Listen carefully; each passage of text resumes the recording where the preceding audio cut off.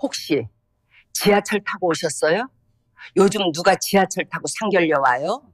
설마 택시비도 아까우셨어요? 제 이름은 서유나 35살입니다. 3년 사귄 남자친구 김태연과 결혼을 앞두고 있어요.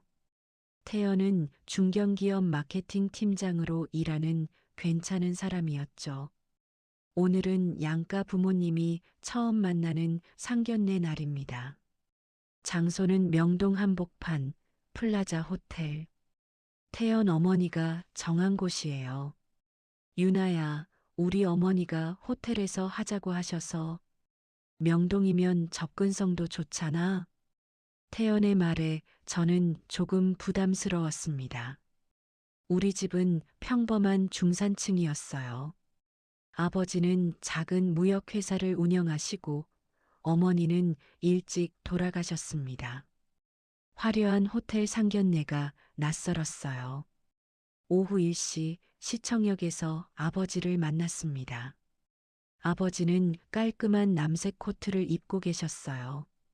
명품은 아니지만 단정한 차림이었습니다. 아버지, 제 시간에 오셨네요. 그럼 중요한 날인데 우리는 함께 호텔로 걸어갔어요. 아버지, 지하철 타고 오셨어요? 응, 1호선 타고 왔지. 빠르더라. 저는 조금 걱정이 됐습니다. 혹시 태연 부모님이 뭐라고 하시면 어쩌지? 호텔 로비에 들어서자 화려한 샹들리에가 보였어요. 3층 프렌치 레스토랑으로 안내받았습니다. 룸문을 열고 들어가니 이미 세 사람이 앉아 있었어요. 예비 시어머니 최선희, 예비 시아버지 김병수, 그리고 태연. 테이블 위에는 고급 식기가 세팅되어 있었고 와인 리스트가 놓여 있었습니다. 선희가 우리를 보더니 인사했어요. 오셨어요? 하지만 그녀의 시선은 우리 손을 훑었습니다. 선물 하나, 쇼핑백 하나 없는 손, 아버지의 평범한 코트, 선희의 눈빛이 미세하게 변했어요. 어서 앉으세요. 우리가 자리에 앉자 병수가 물었습니다. 차는 발레 파킹 하셨어요? 아, 저희는 지하철 타고 왔습니다. 아버지가 담담하게 대답했어요. 순간 선희와 병수의 표정이 굳어졌습니다. 지하철이요? 선희가 되묻었어요. 네, 시청역에서 걸어오니 금방이더군요. 어머, 선희가 병수를 힐끗 봤습니다. 그 눈빛에는 분명한 의미가 담겨 있었어요. 저 사람들 차도 없나 봐. 병수가 헛기침을 했어요. 요즘 지하철도 괜찮죠? 편리하고. 하지만 그 말투는 동의가 아니라 동정이었습니다. 선희가 다시 입을 열었어요.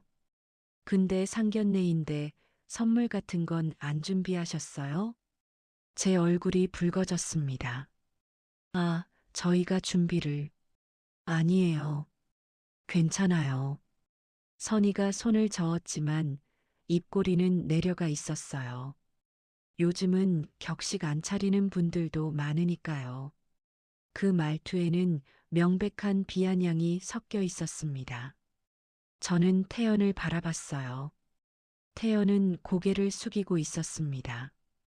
아무 말도 하지 않았어요. 아버지는 조용히 물잔을 들어 한 모금 마셨습니다. 그리고 차분하게 말했어요. 오늘은 서로 인사하는 자리니까 격식보다는 편하게 이야기 나누면 좋겠습니다. 선희가 웃었어요. 하지만 그 웃음은 차가웠습니다. 그래요? 그럼 편하게 물어볼게요. 지금 무슨 일 하세요? 아버지가 대답했습니다. 작은 무역회사를 운영하고 있습니다. 아, 무역이요? 어디 나라랑 거래하세요? 선희의 질문은 계속됐어요. 주로 동남아시아 쪽입니다. 회사 규모는 어느 정도 되세요? 직원이 몇 명이나 되고요? 아버지는 잠시 멈췄습니다. 그건 왜 여쭤보시죠? 당연히 알아야죠. 우리 애랑 결혼하는데. 병수가 끼어들었어요. 우리 태연이는 회사에서 인정받는 팀장이에요. 앞으로 임원 코스 타고 있고요. 선희가 덧붙였습니다. 그런데 사돈 되실 분이 어떤 분인지 모르면 곤란하잖아요. 아버지가 조용히 말했어요. 궁금하신 게 있으면 따로 여쭤보시죠. 오늘은 일단 서로 얼굴 보는 자리니까요. 선희의 표정이 굳어졌습니다. 아니, 왜 숨기세요? 혹시 문제라도 있어요? 문제는 없습니다. 다만 상견례 자리에서 이런 얘기는 상견례니까 하는 거죠. 선희의 목소리가 높아졌어요. 요즘 세상에 그냥 믿고 결혼시켜요? 나중에 빚쟁이 집안이었다고 하면 어떡해요? 저는 참을 수 없었습니다. 어머님, 저희 아버지가 빚쟁이라니요. 아이고, 유나 씨도 나쁜 뜻으로 한 말 아니에요. 요즘은 다들 확인하잖아요. 병수가 가방에서 서류를 꺼냈어요. 사실 저희가 준비한 게 있어요. 테이블 위에 두툼한 서류철을 놓았습니다. 이게 뭡니까? 아버지가 물었어요. 금융정보 제공 동의서예요. 병수가 태연하게 말했습니다. 요즘은 결혼 전에 신용 확인하는 거 기본이에요. 혹시 대출 있으신지, 신용 불량은 아니신지, 그리고 이건 재산 내역 증명서 양식이고요. 선희가 또 다른 서류를 꺼냈어요. 부동산 있으신지, 자산이 얼마나 되시는지 확인하려고요.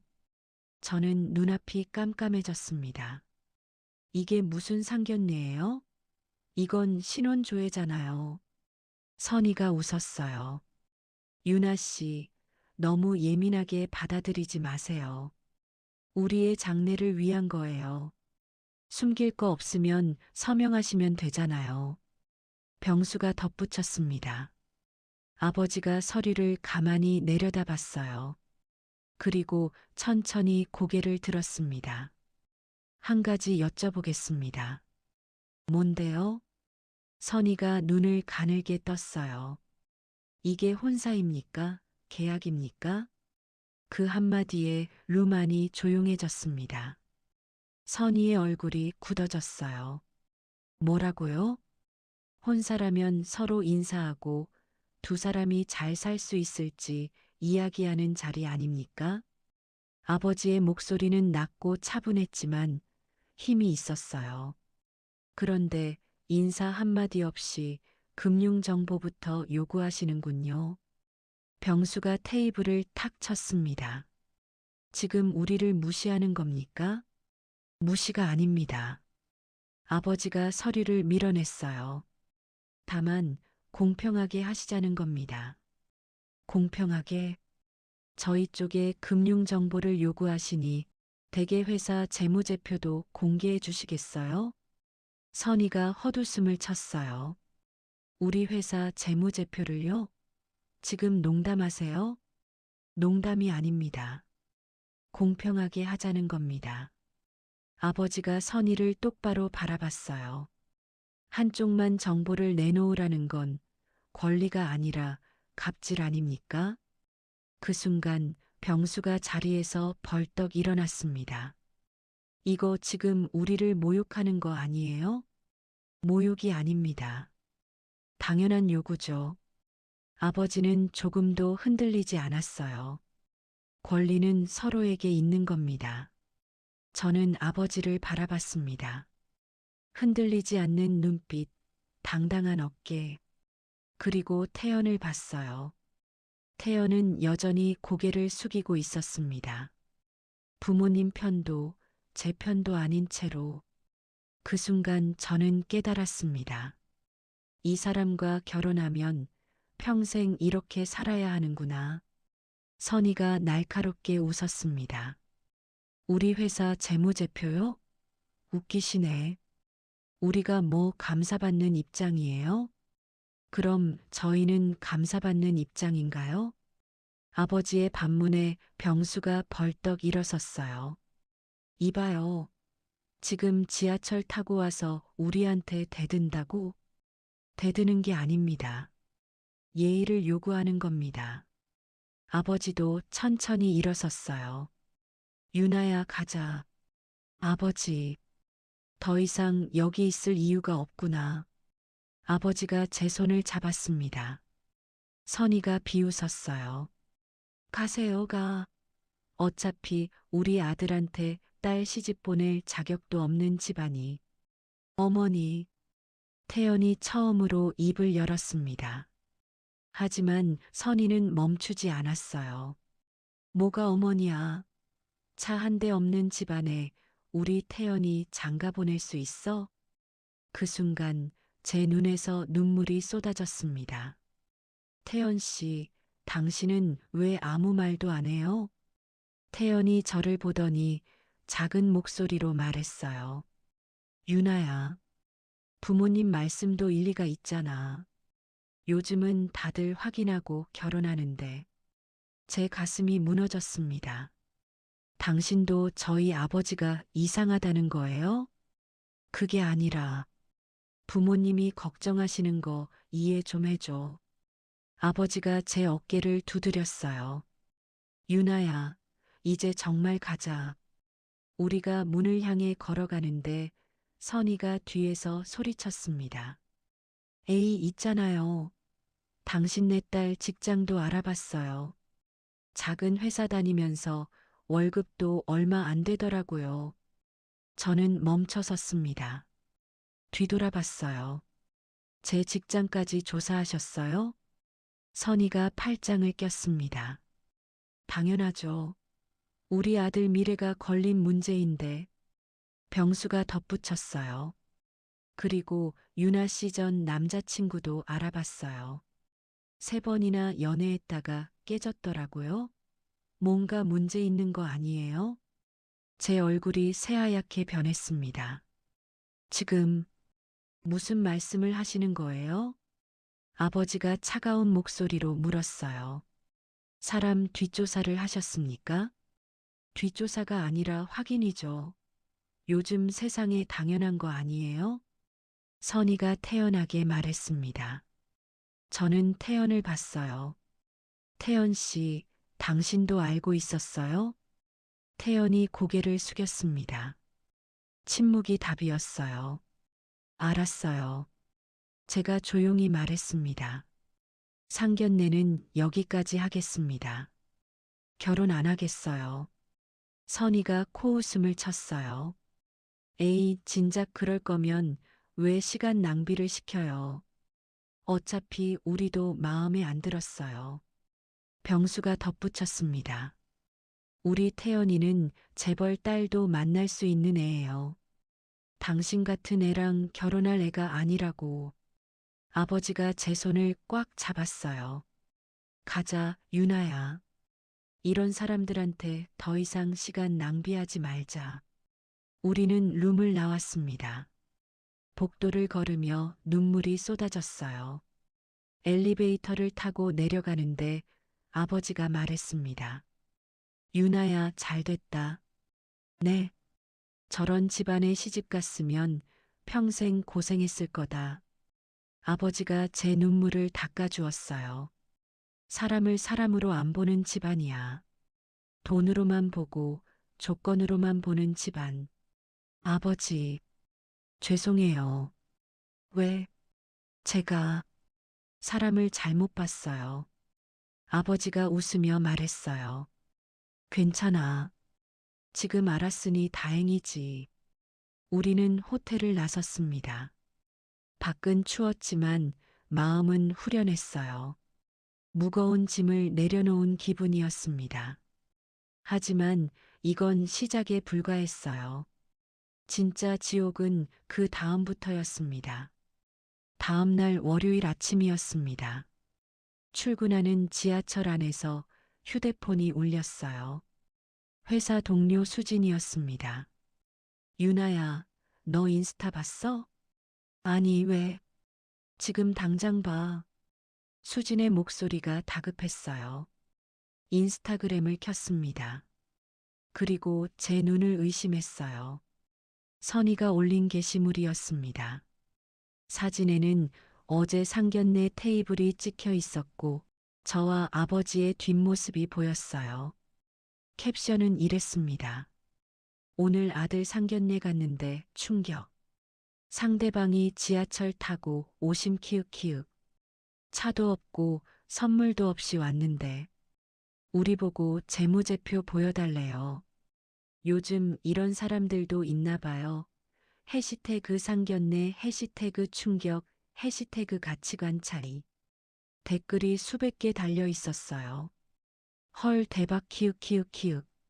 지하철 타고 상견냐? 말이 돼요? 재무제표 보여달라니 진상이네요. 얼른 정리하세요. 시댁 고생 예약. 저는 손이 떨렸습니다. 회사에 도착했을 때 더 큰 충격이 기다리고 있었어요. 팀장님이 저를 불렀습니다. 유나 씨, 잠깐 올 수 있어요?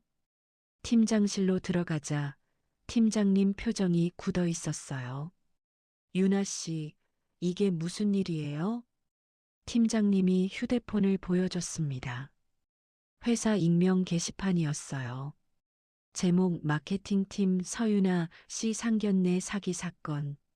내용을 읽는 순간 눈앞이 캄캄해졌어요. 서유나 씨가 상견례 자리에서 상대방 재산을 노리고 금융 정보를 요구했대요. 차도 없이 지하철 타고 와서는 상대방 회사 재무제표 보여달라고 했다고 합니다. 전형적인 사기꾼 수법 아닌가요? 댓글도 악성이었어요. 헐, 우리 회사에 그런 사람이. 월급이 적어서 그런가 봐요. 상견례 사기꾼 디귿디귿디귿. 팀장님, 이건 사실이 아니에요. 제가 다급하게 말했습니다. 오히려 상대방이 저희한테 금융 정보를 요구했어요. 유나 씨, 일단 진정하고. 그때 팀 단톡방에 메시지가 왔어요. 익명으로 올라온 음성 파일이었습니다. 재생해 보니 어제 상견례 때 목소리가 들렸어요. 하지만 편집되어 있었습니다. 아버지 목소리 댁의 회사 재무제표도 공개해 주시겠어요? 제 목소리 이게 무슨 상견례예요? 아버지 목소리 공평하게 하자는 겁니다. 앞뒤 맥락이 다 잘려나가고 마치 우리가 먼저 시비를 건 것처럼 편집되어 있었어요. 유나 씨, 이거 진짜 당신 목소리 맞아요? 팀장님이 물었습니다. 맞긴 한데, 편집된 거예요. 앞뒤 상황이 다 잘렸어요. 하지만 이미 소문은 퍼지고 있었습니다. 점심시간에 구내식당에 갔을 때 동료들이 수군거리는 소리가 들렸어요. 저 사람이 서윤아래. 상견례 사기친 사람? 조심해야겠다. 저런 사람. 저는 밥을 먹을 수가 없었습니다. 회사를 나와 아버지에게 전화를 걸었어요. 아버지, 큰일 났어요. 무슨 일이니? 제가 상황을 설명하자 아버지가 조용히 말했습니다. 유나야, 집에 와라. 아버지가 처리할게. 아버지, 괜찮아. 걱정하지 마. 아버지의 목소리는 차분했지만 그 안에 뭔가 단단한 결의가 느껴졌어요. 그날 저녁 집에 돌아와 보니 아버지가 서재에서 전화를 하고 계셨습니다. 네, 변호사님. 명예훼손과 허위사실 유포로 고소하겠습니다. 아버지가 전화를 끊고 저를 보셨어요. 유나야, 이제부터 싸울 거다. 아버지, 괜찮을까요? 상대방이. 상대방이 뭔데? 아버지가 웃으셨어요. 걱정하지 마. 아버지가 다 준비했어. 그때 저는 몰랐습니다. 아버지가 어떤 분이신지, 그리고 선희와 병수가 얼마나 큰 실수를 했는지 그날 밤 태연에게서 전화가 왔습니다. 유나야, 왜 전화했어요? 제 목소리는 차가웠어요. 미안해. 우리 어머니가 SNS에 올린 거 내가 몰랐어. 몰랐다고요? 당신 어머니가 상견례 때 녹음한 것도 몰랐어요? 태연이 침묵했습니다. 알고 있었구나. 제가 비웃었어요. 유나야, 어머니가 그냥 혹시 몰라서 준비한 거래. 나쁜 뜻은 아니었어. 나쁜 뜻이 아니라고요? 편집해서 회사에 퍼뜨린 게 그건 어머니가 너무 화가 나서 그래서 제 인생을 망쳐도 돼요? 제 목소리가 떨렸어요. 지금 회사에서 저 사기꾼 취급당하고 있어요. 동료들이 저보고 수군거려요. 유나야, 진정해. 내가 어머니한테 말할게. 이제 와서 말해서 뭐해요? 태연이 한숨을 쉬었어요. 유나야, 솔직히 말할게. 우리 어머니 말씀도 일리는 있어. 뭐라고요? 차도 없고 선물도 없이 온 건 좀 그랬잖아. 그리고 아버님이 우리 회사 재무제표 보여달라는 것도 제 심장이 멈추는 것 같았습니다. 태연 씨, 그 상황을 제대로 알고 말하는 거예요? 알지. 근데 우리 부모님 입장에서는 당신 부모님이 먼저 저희한테 금융정보 요구했잖아요. 그래도 그렇지 맞받아치면서 재무제표 보여달라는 건 저는 전화를 끊었습니다. 더 이상 들을 필요가 없었어요.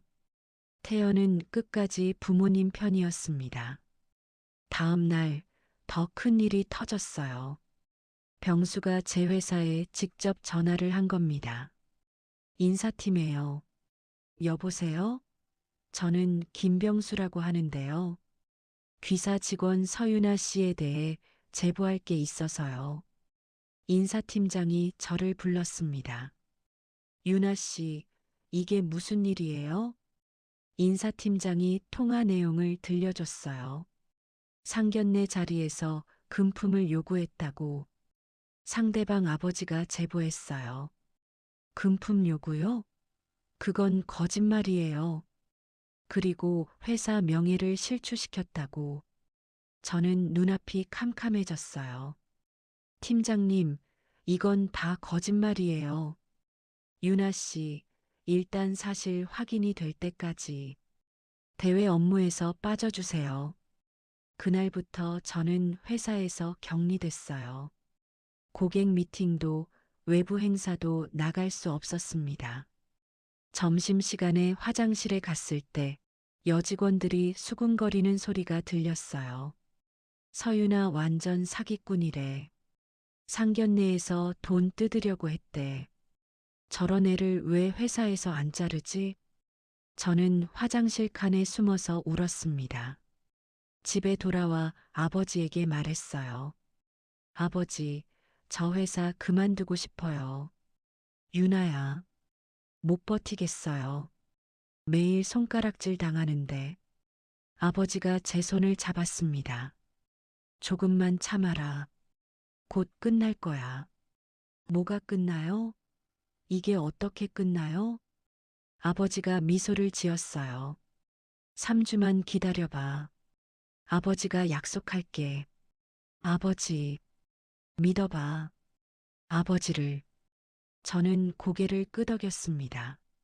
아버지를 믿기로 했어요.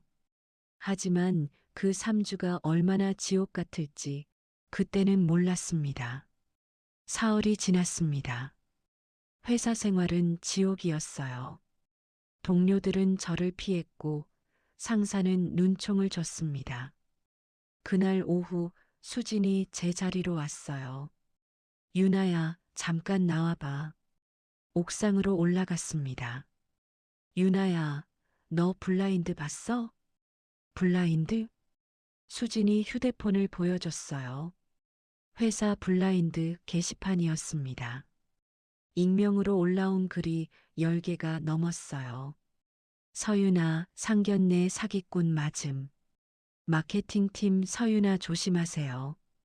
서윤아 때문에 회사 이미지 실추. 서윤아 퇴사 청원합니다. 댓글은 더 악랄했어요. 저런 애가 왜 아직도 회사에 있음? 인사팀 모함? 빨리 자르지? 같은 팀이면 진짜 스트레스일 듯. 손이 떨렸습니다. 수진아, 이거 누가 올린 거야? 모르겠어. 근데 유나야. 수진이 조심스럽게 말했어요. 혹시 상견례 때 녹음된 거 알아? 응, 편집된 거 알아. 근데 말이야. 그 녹음기가 볼펜이었대. 볼펜? 응, 녹음 기능 있는 볼펜. 상견례 때 테이블에 놓여 있었대. 저는 그때가 떠올랐어요.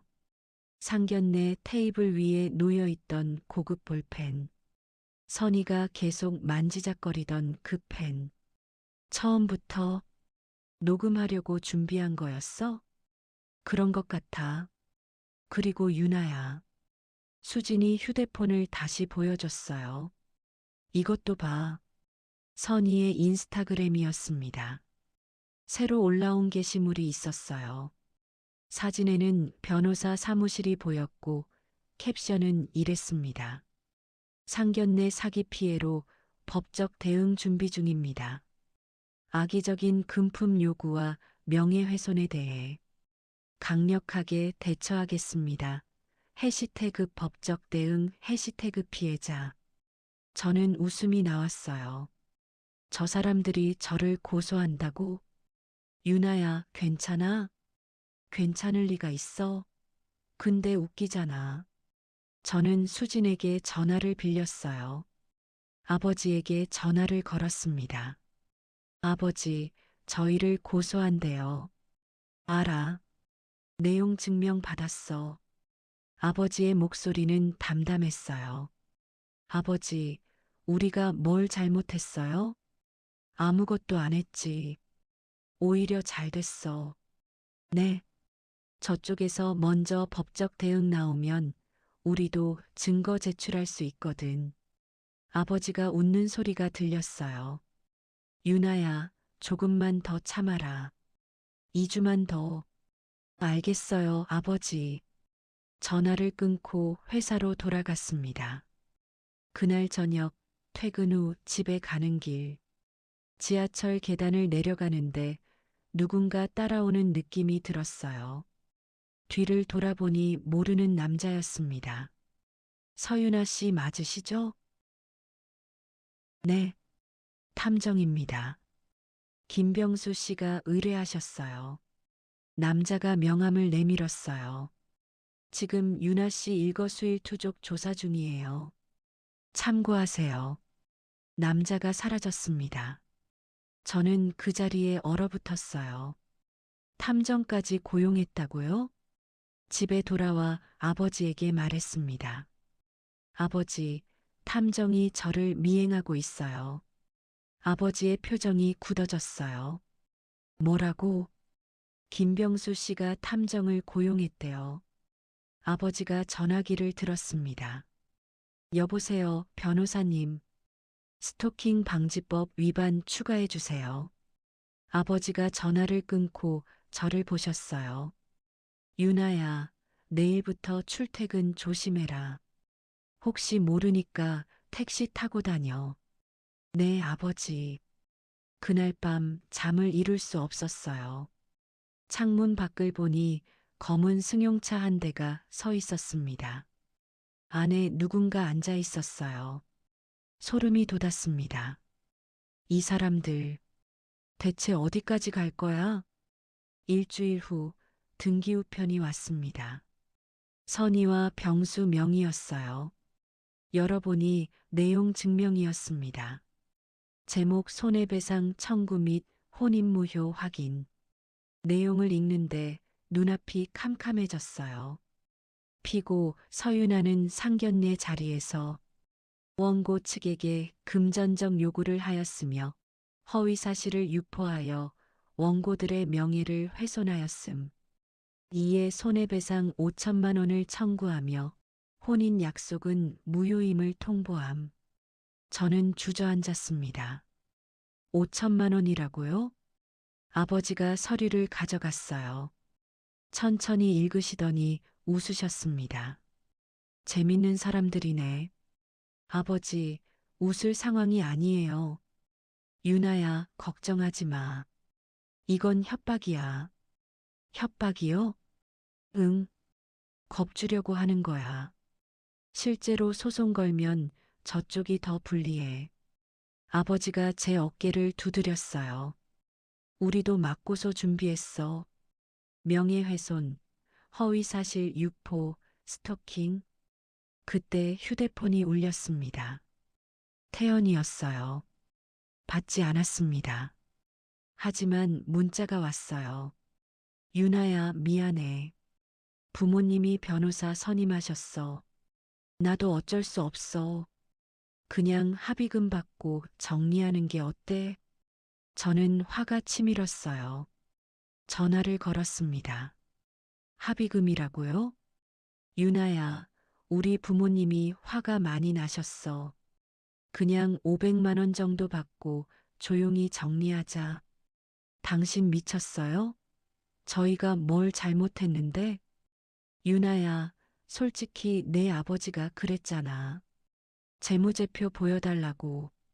그게 좀, 그건 당신 부모님이 먼저 저희한테. 알았어, 알았어.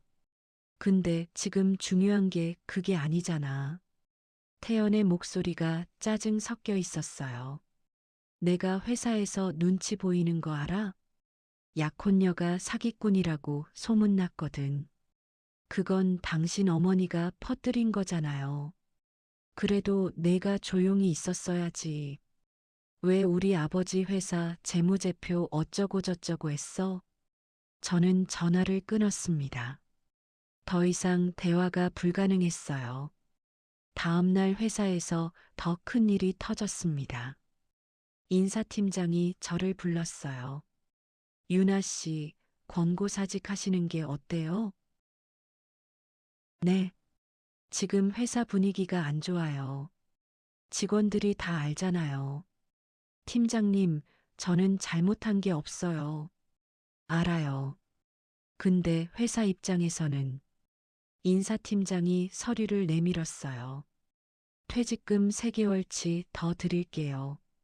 조용히 정리하시죠. 제 손이 떨렸습니다. 팀장님, 저 쫓아내시는 거예요? 쫓아내는 게 아니라 서로를 위해서 싫어요. 안 나갈 거예요. 저는 일어나서 나왔습니다. 복도를 걷는데 다리에 힘이 풀렸어요. 화장실로 뛰어가서 문을 잠그고 울었습니다. 그날 저녁 집에 돌아오니 또 다른 등기우편이 와 있었어요. 이번엔 태연의 변호사 명의였습니다. 혼인 예약 파기에 따른 위자료 청구의 건, 위자료 3천만 원을 요구하고 있었어요. 저는 바닥에 주저앉아 울었습니다. 아버지, 저 어떡해요? 아버지가 저를 안아주셨어요. 괜찮아, 유나야. 다 끝나간다. 언제 끝나요? 저 이제 회사도 못 다니겠어요. 일주일만 더 참아봐. 딱 일주일. 아버지의 목소리는 단호했어요. 일주일 후에 모든 게 끝날 거야. 저는 아버지를 믿기로 했습니다. 마지막 희망이었어요. 그로부터 3일 후였습니다. 아침에 출근하는데 휴대폰이 미친 듯이 울렸어요. 문자, 카톡, 전화. 수십 개가 쏟아졌습니다. 처음 온 문자를 열어봤어요. 대학 동기였습니다. 유나야, 너 지금 유튜브 떴어. 괜찮아?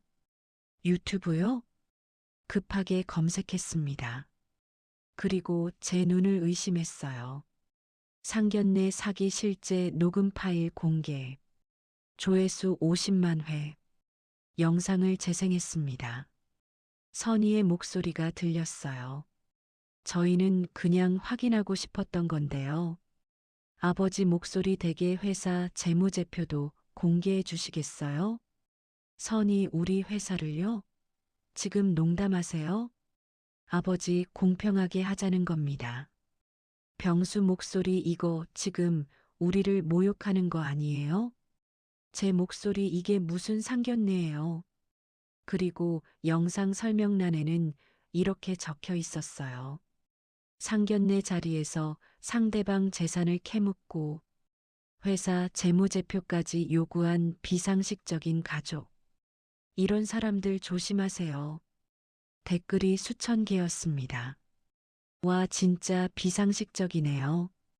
재무제표 보여달라니, 키읔키읔키읔. 상견례 사기꾼 맞네요.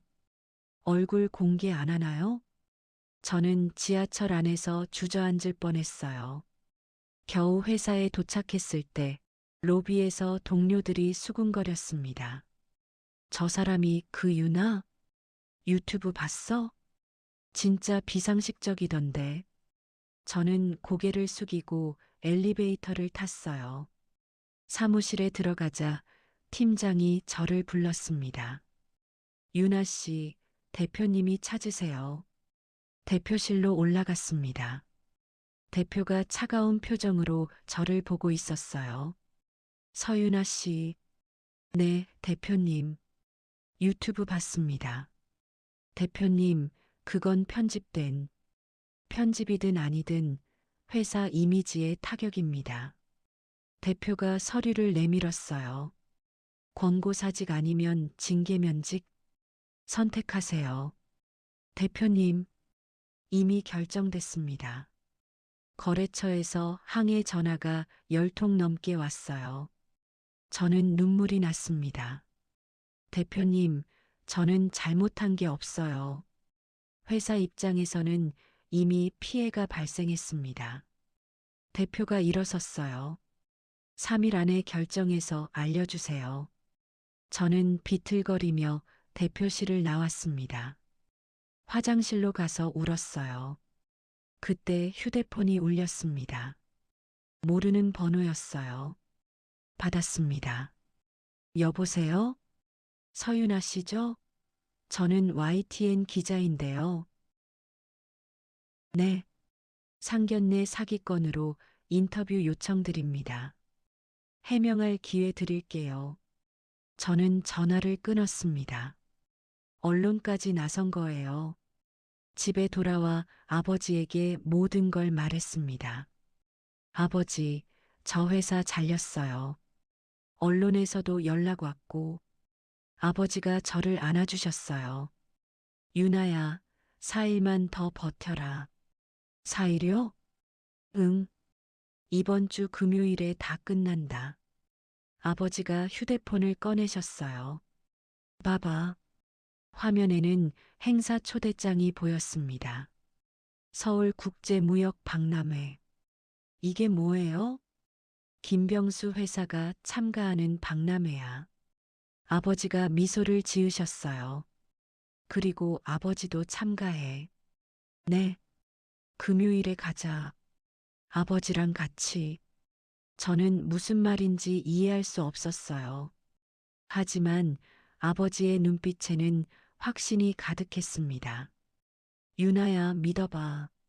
4일 후면 모든 게 뒤바뀔 거야.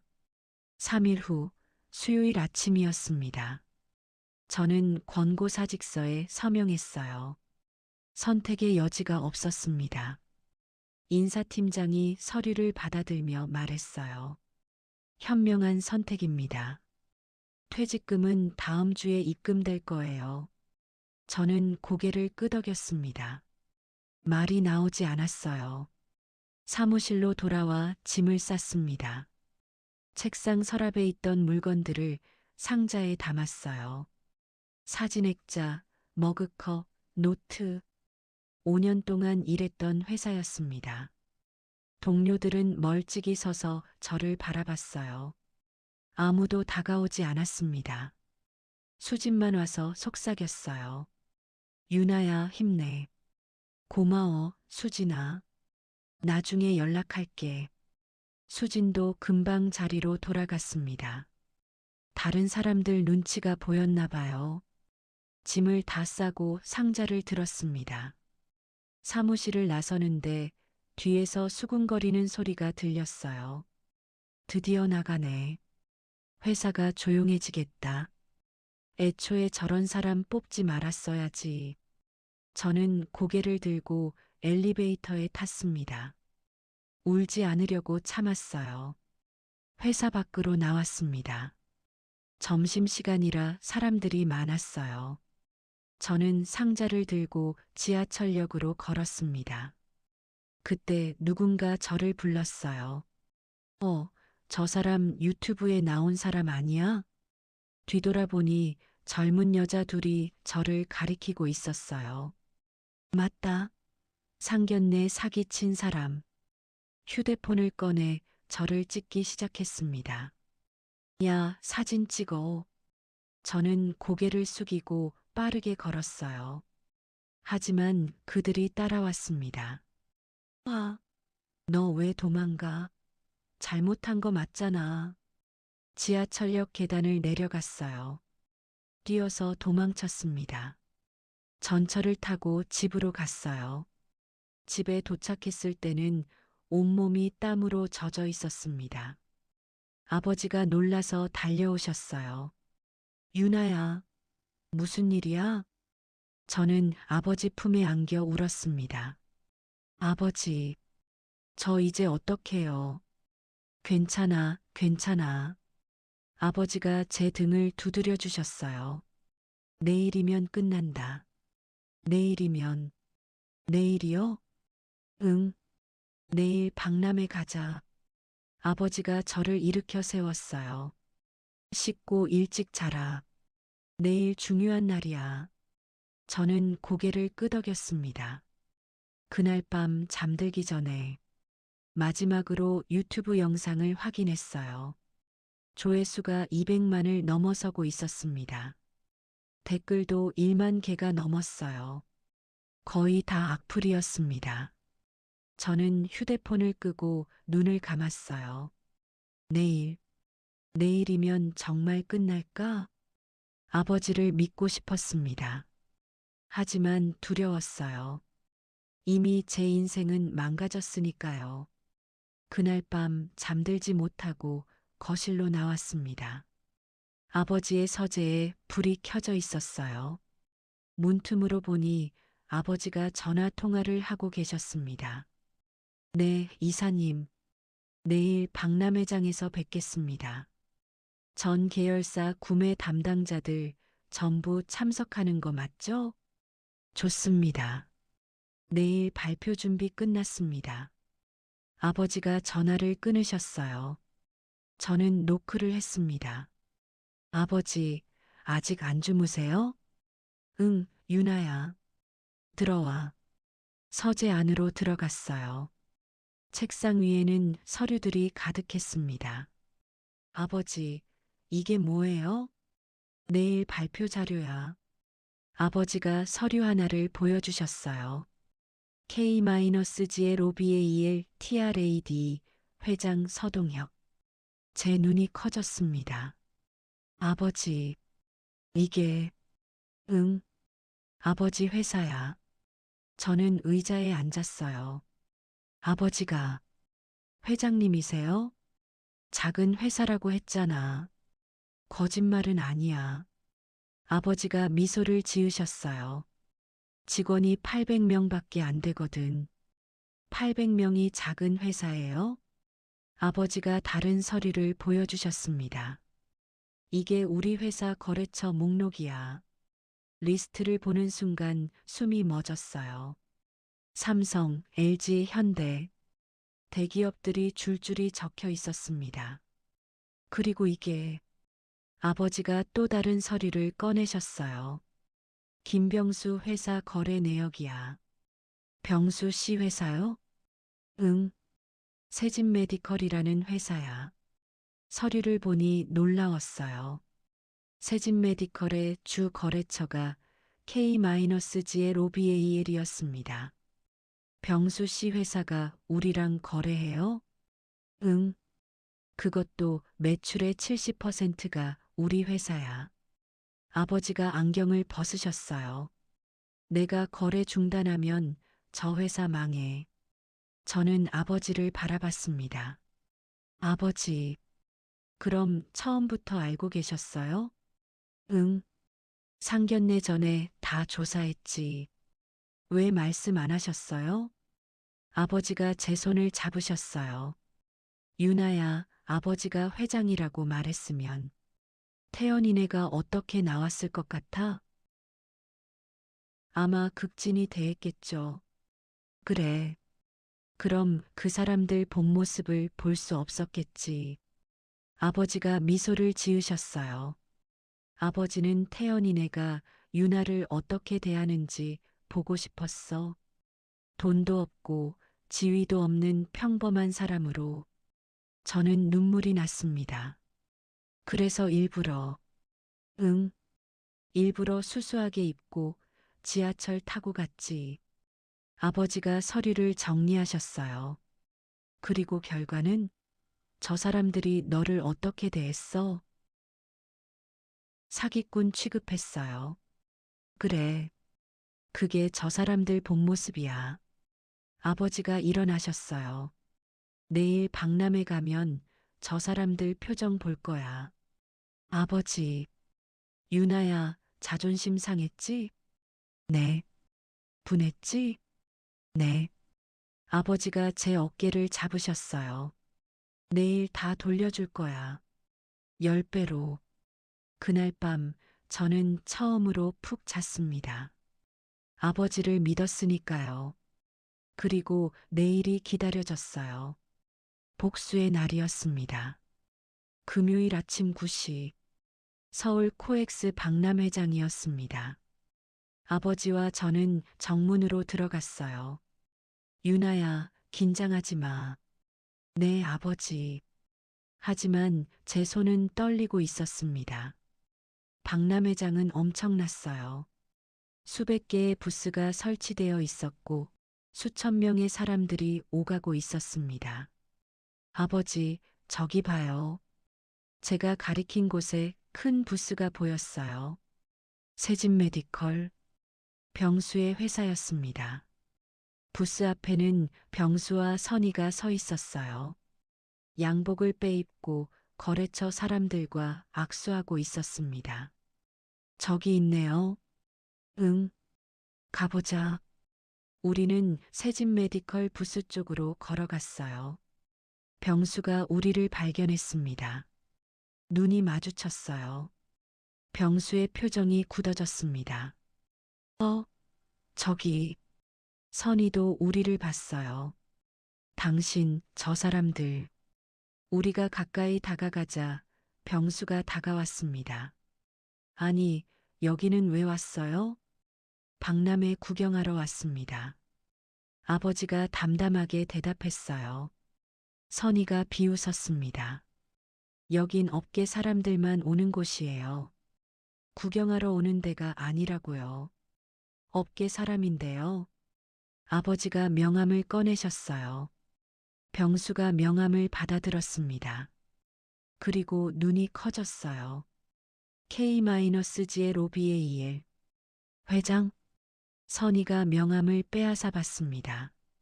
서동혁. 회장? 두 사람의 얼굴이 새하얗게 변했어요. 이게 무슨... 병수가 말을 더듬었습니다. 아버지가 미소를 지으셨어요. 참, 우리 회사 부수도 구경하고 가세요. 저쪽에 있습니다. 아버지가 가리킨 곳을 보니 박람회장에서 가장 큰 부스가 보였어요. K-G의 로비에이엘 TRAD. 메인 스폰서 부스였습니다. 선희가 입을 다물지 못했어요. 저기가... 네. 우리 회사입니다. 이번 박람회 메인 스폰서죠. 아버지가 시계를 보셨어요.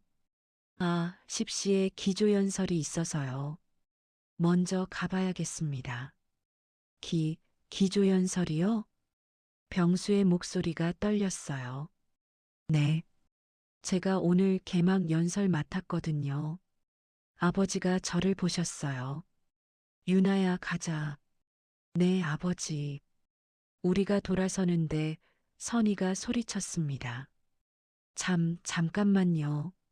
하지만 우리는 돌아보지 않았어요. 메인 홀로 향했습니다. 뒤에서 병수와 선희가 당황하는 소리가 들렸어요. 여보, 저 사람이 K-G의 로비에이엘 회장이라고? 우리 주 거래처가 망했어. 우리 완전히 망했어. 저는 아버지 손을 꽉 잡았습니다. 이제부터가 시작이었어요. 오전 10시 메인홀은 사람들로 가득 찼습니다. 500명이 넘는 업계 관계자들이 모였어요. 저는 VIP석 첫 줄에 앉았습니다. 무대 위에는 K-G의 로비에이엘 TRAD 로고가 크게 걸려 있었어요. 사회자가 무대로 올라왔습니다. 지금부터 서울국제무역 박람회 개막식을 시작하겠습니다. 박수 소리가 울렸어요. 먼저 올해 메인 스폰서이자 아시아 최대 무역기업 K-G의 로비에이엘 TRAD 서동혁 회장님을 모시겠습니다. 객석 뒤쪽에서 웅성거림이 들렸어요. 돌아보니 병수와 선희가 맨 뒷자리에 서 있었습니다. 자리가 없어서 서 있는 거였어요.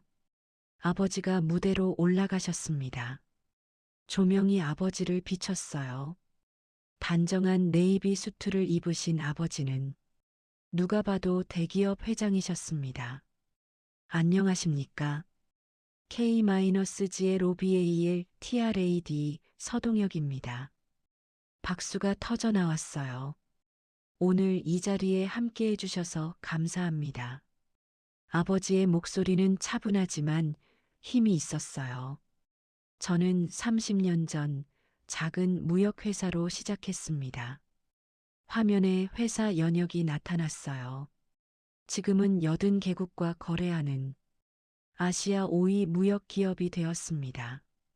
병수가 앉은 자리에서 얼굴이 창백해지는 게 보였어요. 하지만 오늘 저는 사업 이야기가 아니라 다른 이야기를 하고 싶습니다. 아버지가 잠시 멈추셨어요. 사람에 대한 이야기입니다.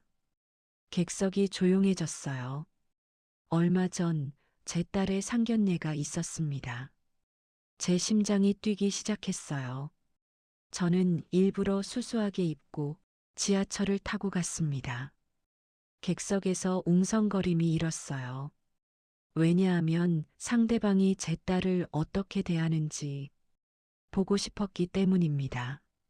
화면이 바뀌었어요. 상견례 때 테이블 사진이 떴습니다. 얼굴은 모자이크 처리되어 있었지만 테이블 위 서류철이 선명하게 보였어요. 상대방은 인사도 없이 금융정보 제공 동의서를 내밀었습니다. 객석에서 탄식이 나왔어요. 그리고 제 딸을 사기꾼 취급했습니다. 아버지의 목소리가 낮아졌어요. 차가 없다고, 지하철을 탔다고, 명품을 안 들었다고 비웃었습니다. 병수가 자리에서 일어나려다가 다시 앉았어요. 주변 사람들의 시선이 느껴졌던 거예요. 그리고 편집된 녹음 파일을 유포했습니다. 화면에 유튜브 영상 캡처가 떴어요.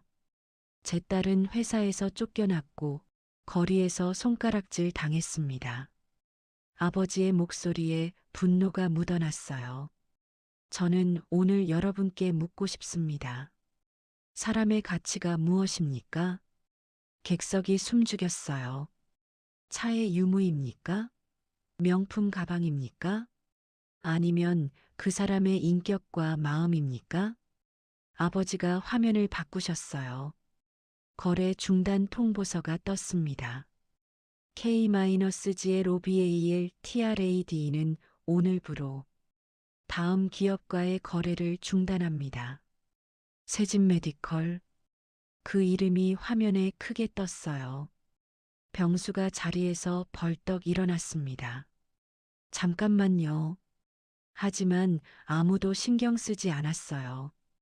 아버지가 계속 말씀하셨습니다. 이유는 간단합니다. 사람을 사람으로 대하지 않는 기업가는 함께 일할 수 없기 때문입니다. 객석에서 박수가 터져 나왔어요. 그리고 이번 사건과 관련하여 명예훼손, 허위사실 유포, 스토킹 등으로 법적 조치를 진행하겠습니다. 화면에 고소장이 떴습니다. 피고소인 최선희, 김병수, 선희가 주저앉았어요. 병수가 무대로 뛰어가려 했지만 보안요원이 막았습니다. 회장님, 잠깐만요. 오해입니다. 하지만 아버지는 병수를 보지도 않으셨어요. 마지막으로 말씀드립니다. 사업도 인간관계도 결국은 사람입니다. 아버지가 저를 보셨어요. 제 딸은 그 누구보다 훌륭한 사람입니다. 차가 없어도 명품이 없어도 가장 소중한 것을 가지고 있습니다. 저는 눈물이 났어요. 바로 인격입니다. 감사합니다. 박수 소리가 홀을 가득 채웠습니다. 아버지가 무대에서 내려오셨어요. 병수와 선희가 달려왔지만 보안 요원들이 막았습니다. 회장님, 제발 한 번만. 오해입니다. 저희가 잘못했어요. 하지만 우리는 돌아보지 않았습니다. VIP 라운지로 향했어요. 뒤에서 병수의 절규가 들렸습니다. 끝났어. 우리 회사 끝났어. 그날 오후 세진메디컬 주식은 폭락했습니다. 상한가 마이너스 30%, 거래 정지까지 걸렸어요. 뉴스에서도 보도됐습니다. K-GLOBAL, 세진메디컬과 거래 중단, 중소기업 존폐 위기, 무역 박람회에서 충격 발언, 상견례 갑질 논란. 저는 호텔 라운지에서 뉴스를 보고 있었어요. 아버지는 옆에서 커피를 드시고 계셨습니다. 유나야, 기분이 어때? 복잡해요. 후회돼? 아니요. 전혀요. 제가 단호하게 말했어요. 저 사람들이 자초한 일이에요. 그때 라운지 문이 열렸습니다. 태연이 들어왔어요. 얼굴이 초췌해 보였습니다. 유나, 저는 태연을 보았습니다. 무슨 일이에요? 유나야, 제발. 아버지 좀 만나게 해줘. 왜요? 우리 아버지 회사가 망하게 생겼어. 태연의 목소리가 떨렸어요. K-GLOBAL이랑 거래 끊기면 우리 회사 매출 70%가 날아가. 그래서요? 제 목소리는 차가웠어요. 유나야, 우리 직원들 생각해줘. 200명이 넘는 직원들이. 태연 씨, 그 말 저한테 하는 거예요? 저는 일어섰어요. 저 회사에서 쫓겨날 때 태연 씨는 뭐 했어요? 그건 유튜브에 올라가서 사기꾼 취급당할 때 전화 한 통 없었잖아요. 태연이 고개를 숙였어요. 미안해, 유나야. 내가 정말 잘못했어. 이제 와서 사과해서 뭐해요? 유나야, 제발. 태연이 무릎을 꿇으려 했어요. 아버지가 일어나셨습니다. 태연 씨, 네, 회장님. 자네는 상견례 때 뭐 했나? 아버지의 목소리는 낮고 차가웠어요. 부모님이 유나를 모욕할 때 자네는 옆에서 가만히 있었지. 죄송합니다. 유나가 금융정보 요구받을 때도 자네는 그냥 서명하면 되라고 했어. 태연의 얼굴이 붉어졌어요. 회사에서 쫓겨날 때도 자네는 합의금 받고 정리하자고 했지. 정말 죄송합니다. 아버지가 차가운 눈빛으로 태연을 봤어요. 자네 부모님한테 가서 말해. 사과는 받지 않는다고. 회장님, 그리고 자네 회사도 곧 연락할 거야. 네, 자네 회사 인사팀에 자네가 약혼녀를 어떻게 대했는지 알릴 거야. 태연의 얼굴이 새하얗게 변했어요. 그건 제발 돌아가게. 아버지가 등을 돌렸어요. 태연은 한참을 서 있다가 비틀거리며 나갔습니다. 저는 아버지를 봤어요. 아버지, 태연 씨 회사에도? 응, 그 친구도 대가를 치러야지. 하지만 아버지가 제 손을 잡으셨어요. 유나야, 불쌍하게 생각하니? 조금은요. 그럼 안 돼. 저 친구가 유나한테 한 짓 생각해봐. 아버지가 창밖을 보셨어요. 약한 모습 보이면 사람들은 우습게 봐. 확실하게 해야 해. 그날 밤, 태연의 회사에 메일이 갔습니다. 귀사 직원 김태연 씨의 부적절한 행동에 대한 제보. 내용에는 태연이 약혼녀를 어떻게 대했는지, 어떻게 배신했는지 상세히 적혀 있었어요. 다음 주 월요일, 태연은 회사에서 권고사직 당했습니다. 회사 이미지 실추 및 품위 손상, 그리고 병수의 회사는 거래처를 잃고 부도 위기에 몰렸어요. 은행에서 대출 회수 통보가 왔습니다. 선희는 SNS를 삭제했지만 이미 퍼진 소문은 돌이킬 수 없었어요. 상견례 갑질 가족. K-G의 로비에이엘 회장 딸 괴롭힌 일가. 인터넷은 그들을 용서하지 않았습니다. 2주 후 병수의 회사는 결국 파산했어요. 직원들은 모두 해고됐습니다. 병수 가족은 집까지 경매로 넘어갔어요. 완벽한 몰락이었습니다. 한 달 후 K-G의 로비에이엘 본사 앞이었습니다. 저는 아버지 비서로 일하고 있었어요. 회사 로비를 지나가는데 보안팀에서 연락이 왔습니다. 비서님, 로비에 면회 요청하신 분이 계신데요. 누군데요? 최선희, 김병수 씨입니다. 가슴이 철렁 내려앉았어요. 알겠습니다. 가볼게요. 로비로 내려갔습니다. 선희와 병수가 서 있었어요. 예전의 화려함은 온데간데 없었습니다. 낡은 옷에 초췌한 얼굴. 선희는 저를 보자마자 무릎을 꿇었어요. 유나 씨, 어머님 일어나세요. 안 일어나요. 제발 용서해 주세요. 선희가 바닥에 머리를 박았습니다. 주변 사람들이 쳐다봤어요. 제발, 회장님 한 번만 만나게 해주세요. 병수도 무릎을 꿇었어요. 유나 씨, 우리가 정말 잘못했어요. 다시는 안 그럴게요. 일어나세요, 두 분. 제가 차갑게 말했어요. 여긴 회사예요. 보안 부르기 전에 나가세요. 유나 씨, 선희가 제 바지를 붙잡았어요. 우리 태연이가 일자리를 못 구하고 있어요. 그건 태연 씨 문제예요. 제발 회장님한테 전해만 주세요. 우리가 정말 잘못했다고. 병수가 울먹였어요. 회사도 날아가고 집도 날아가고 이제 우리한테 남은 게 없어요. 저는 두 사람을 내려다봤습니다. 한 달 전 저를 사기꾼이라고 했던 사람들, 편집된 녹음으로 제 인생을 망친 사람들. 두 분, 저한테 뭐라고 하셨죠? 유나 씨, 차도 없이 상견례 왔다고 명품도 없다고 비웃으셨죠. 선희가 고개를 숙였어요. 그리고 제 아버지한테 신용정보 제공하라고 하셨죠. 죄송해요. 정말 죄송해요.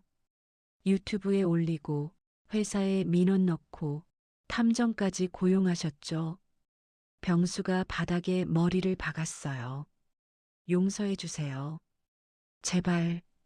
저는 보안팀에 전화를 걸었습니다. 로비로 와주세요. 유나 씨, 선희가 소리쳤어요. 당신도 인간이잖아요. 우리가 잘못했다고 빌잖아요. 네, 저도 인간이에요. 제가 차갑게 말했어요. 그래서 용서 못해요. 두 분이 저한테 한 짓을 못 잊겠어요. 보안 요원들이 왔어요. 모시고 나가주세요. 유나 씨, 제발. 선희가 끌려가며 소리쳤어요. 우리 태연이만이라도 살려주세요. 저는 돌아보지 않았습니다. 엘리베이터를 타고 올라갔어요. 회장실로 들어가니 아버지가 계셨습니다. 유나야, 로비에서 소란 있었다며? 네, 아버지. 병수 씨 부부가 왔었어요. 뭐라고 하던? 용서해 달라고요. 아버지가 고개를 끄덕이셨어요. 유나야, 용서해 주고 싶니? 저는 잠시 생각했어요. 아니요. 왜? 진심으로 반성하는 것 같지 않아요. 그냥 망해서 살려달라는 거예요. 아버지가 미소를 지으셨어요. 잘 봤구나. 네. 진짜 사과는 대가를 바라지 않아. 그냥 미안하다고만 하지. 아버지가 커피를 한 모금 드셨어요. 근데 저 사람들은 용서받아서 뭔가 얻으려고 하잖아. 네. 그렇더라고요. 그럼 받아줄 필요 없어. 저는 고개를 끄덕였습니다. 아버지, 감사해요. 뭐가? 제 편 되어주셔서요. 아버지가 제 손을 잡으셨어요. 아버지는 언제나 내 편이야. 6개월 후, 저는 K-G의 로비에이엘 해외사업부 부장이 되었습니다. 처음에는 아버지 회사에서 일하는 게 부담스러웠어요. 하지만 제 실력을 인정받았습니다. 오늘은 중요한 미팅이 있는 날이었어요. 싱가포르 거래처와의 계약건. 회의실에 들어가니 상대방이 놀란 표정을 지었습니다. 부장님이 이렇게 젊으신 분이세요? 네, 서윤아입니다. 잘 부탁드립니다. 저는 당당하게 인사했어요. 프레젠테이션을 시작했습니다. 30분간의 발표 끝에 박수가 터졌어요. 훌륭합니다. 계약 진행하시죠. 회의가 끝나고 사무실로 돌아왔어요. 책상 위에 택배가 하나 놓여 있었습니다. 발신자는 없었어요. 열어보니 편지 한 장이 들어 있었습니다. 태연의 편지였어요. 유나에게. 정말 오랜만이다. 잘 지내고 있니? 나는 잘 지내지 못하고 있어. 회사에서 잘리고 재취업도 안 되고 부모님은 이혼 직전이야. 다 내가 자초한 일이라는 거 알아. 늦었지만 진심으로 사과하고 싶어. 내가 얼마나 힘들었을지 이제야 조금 알 것 같아. 용서해달라는 말은 안 할게. 자격이 없으니까. 그냥 미안해. 그리고 행복하게 살아. 넌 그럴 자격이 있어. 마이너스 태연. 저는 편지를 접었어요. 쓰레기통에 버렸습니다. 이미 지나간 일이었으니까요. 그날 저녁 아버지와 저녁을 먹었어요. 유나야, 오늘 계약 잘했다며? 네, 아버지. 싱가포르 쪽이 저한테 직접 담당 맡으래요. 아버지가 흐뭇하게 웃으셨어요. 우리 딸 정말 대견하다. 아버지 덕분이에요. 아니야. 내 실력이야. 아버지가 와인잔을 들었어요. 유나야, 건배하자. 새로운 시작을 위해서. 네, 아버지. 우리는 잔을 부딪혔습니다. 아버지, 그때 일 있잖아요. 상견례? 네. 지금 생각하면 오히려 잘 된 것 같아요. 왜? 그 일이 없었으면 태연이랑 결혼했을 거고 평생 저 사람들한테 시달렸을 거예요. 아버지가 고개를 끄덕이셨어요. 그래. 10분 만에 사람 봤으니까. 10분이요? 응. 상견례 10분 만에. 저 사람들이 어떤 사람인지 다 보였잖아. 저는 웃었어요. 맞아요. 사람을 차로 판단하고 돈으로 판단하는 사람들. 그래. 그런 사람들한테는 대가를 치르게 해야 해. 우리는 창밖을 바라봤어요. 서울 야경이 아름다웠습니다. 아버지, 전 이제 행복해요. 나도 행복하다, 유나야. 그날 밤 집에 돌아와 SNS를 확인했어요. 예전에 올라왔던 악플들은 모두 사라져 있었습니다. 대신 제 회사 계정에는 응원 메시지가 가득했어요. 서윤아 부장님 멋져요. K-GLOBAL 최고. 유나님 존경합니다. 저는 미소를 지으며 새 게시물을 올렸습니다. 새로운 시작. 과거는 과거일 뿐, 미래는 제가 만들어 갑니다. 그리고 덧붙였어요. 사람의 가치는 겉모습이 아니라 마음에 있습니다. 댓글이 달리기 시작했어요. 저는 휴대폰을 내려놓고 창밖을 바라봤습니다. 새로운 하루가 기다리고 있었어요. 그리고 저는 준비되어 있었습니다. 어떤 시련이 와도 이겨낼 수 있었어요.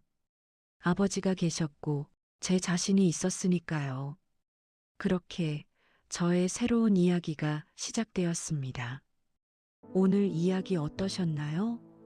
상견례 자리에서 차가 없다고, 명품이 없다고 사람을 무시했던 가족.